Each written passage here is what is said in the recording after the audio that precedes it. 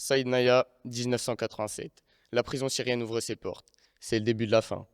On ne le sait pas encore, mais plus de 30 000 personnes vont y mourir. Torture, exécution, privation, tel est le rythme de leur détention. Au départ, cette prison fut construite dans l'optique d'une répression politique affirmée. Les opposants au régime y étaient enfermés et éliminés. Rapidement, certains auteurs de fautes, petites ou grosses, avérées ou non, furent enfermés et condamnés à être enterrés vivants dans cette prison. Et le nombre de prisonniers va se multiplier très vite.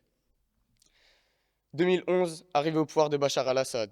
Cet événement marque une transformation de cette prison en un outil de répression politique, de dissuasion, de pacification de la population et de consolidation du pouvoir.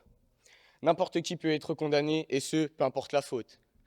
Rendez-vous compte, certains y sont allés sans avoir commis quoi que ce soit et sans discussion ou possibilité de défense auprès de la justice. Imaginez un membre de votre famille emporté et enfermé sans raison par les tyrans de votre nation. Trouvez-vous cela juste et normal? Très vite, la prison est qualifiée d'abattoir humain, symbolisant la répression brutale et sanglante du régime syrien. Dans ce lieu vont être commises des atrocités inimaginables, inhumaines, que même un animal ne peut subir. Et ce, dans des conditions extrêmes. On a dans ce contexte une situation économique critique.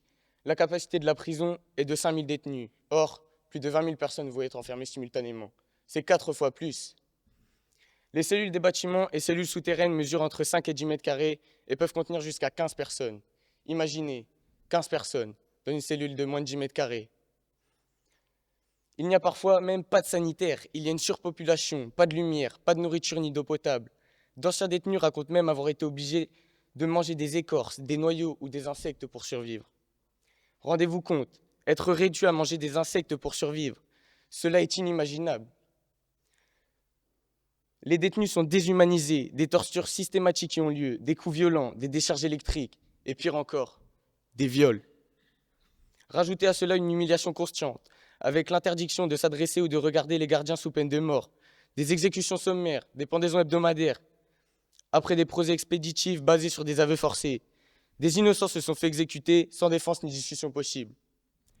Certains enfants sont nés et ont grandi dans cette prison sans jamais voir la lumière du jour et sont privés de liberté depuis leur première respiration. Rendez-vous compte, des enfants grandissant, enfermés entre 4 murs, sans possibilité d'évasion. Toutes ces conditions et ces horreurs visent à briser toute dissidence et à dissuader les détenus de tenter quoi que ce soit. Ces pratiques révèlent des crimes contre l'humanité approuvés au plus haut niveau du régime syrien, bafouant sauvagement les droits de l'homme. Rappelons l'article 5 de la Déclaration universelle des droits de l'homme. Nul ne sera soumis à la torture, ni à des peines ou traitements cruels, inhumains ou dégradants. Ou encore l'article 9. Nul ne peut être arbitrairement arrêté, détenu ou exilé. Estimez-vous que ces articles soient respectés? La réponse semble évidente. Pensez-vous que cela s'arrête là? Hélas non. Depuis 2011, plus de 30 000 personnes sont mortes dans cette prison de Saïd Naya. Plus de 13 000 personnes ont été pendues et plus de 17 000 autres sont mortes de faim, de froid ou sous la torture. Et tout cela est fait dans le plus grand des silences, bien sûr. Ce sont les chiffres officiels. Or, des études et estimations plus récentes montreraient qu'en vérité, plus de 100 000 personnes seraient mortes dans cette prison. Et le régime syrien s'en serait bien caché. Toutes ces personnes enfermées sans raison ne savent trouver la paix et le repos et sont en quête d'une justice rendue contre leurs oppresseurs qui s'acharnent et tuent sans aucun remords. Il y a eu des années d'inactivité médiatique et politique sur ce cas, la communauté et les organisations internationales ne réagissant pas, notamment puisque la Russie et l'Iran sont des alliés proches de la Syrie et que la Russie siège en permanence au Conseil de sécurité de l'ONU. Il y a donc un vrai problème au niveau international. Et aucune intervention de la part d'un autre pays puissant comme la France ou les États-Unis n'est possible sous peine de riposte. On a donc un risque de conflit grandissant et les discussions sont très difficiles. Cela est insensé, me direz-vous. Je vous répondrai qu'agir en toute tranquillité, ces messieurs s'en frottent les mains. Il aurait donc fallu intensifier les dialogues diplomatiques et la pression internationale avec de possibles sanctions contre la Syrie pour tenter de mettre aux normes cette prison de manière diplomatique. Mais il a fallu, comme bien souvent, attendre une révolte et une libération par la force des prisonniers enfermés injustement dans cette prison. Octobre 2024, la prison de Saïd Naya est libérée. Le régime du dictateur Bachar al-Assad renversé. La vérité sur plus de 30 ans éclate alors aux yeux du monde. Derrière ces anciens prisonniers, avec un visage heureux de liberté, se cache un mal-être absolu et une vie brisée, due à des années de terreur vécues.